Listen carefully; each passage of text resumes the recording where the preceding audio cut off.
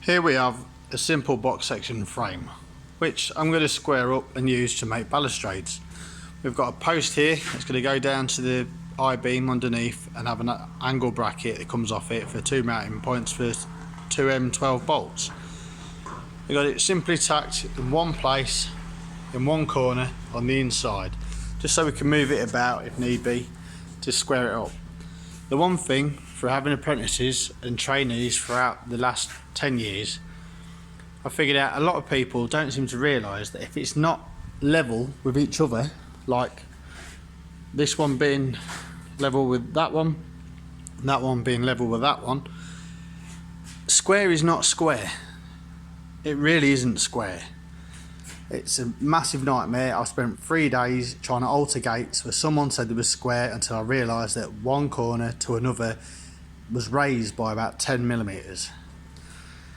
Obviously you can see I've packed it by about 10, I think that's about 12mm, and then when I look down at both sides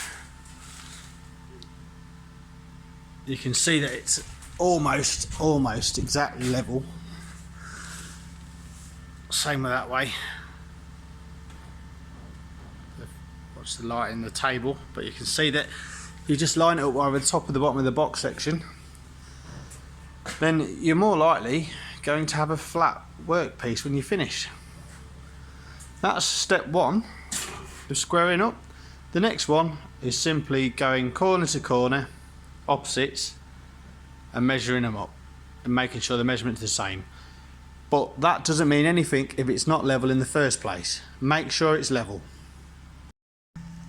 As you can see, I've clamped one side of it so I can move the opposite side that way, either left or right, like a parallelogram, which allows the diagonals to increase or decrease in size so I can accurately get the measurement I need.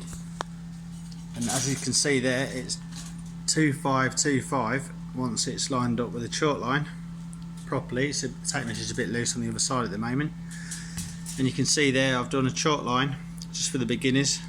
You go straight across there and you can measure the corner as if there was a corner. But the main thing that I need to speak about really is the fact that if you look at this tape measure, it's got a very curved end on it, which is not very accurate. So I've got myself a new one, well, a second-hand one out of the cupboard, but it's got a lot straighter edge on it, meaning that the measurement's accurate. But if we're going across this or what this is, it's not too bad. I'm going to throw this away anyway in a minute because I've just realised it. It's just one of the ones that's been thrown in the back of the van for site work. But that's that.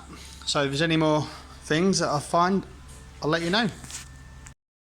Next, I've gone and tacked all the corners once it's all nice and square, starting from one corner, going to the opposite corner, then that corner, then the opposite corner. Then I've double checked it and made sure it's square, and I've re-welded it, welded over the tacks in the corners, just in case it goes out of square, so I can nick the two outside ones off and it'll still have a bit of movement as if it was only tacked in the middle.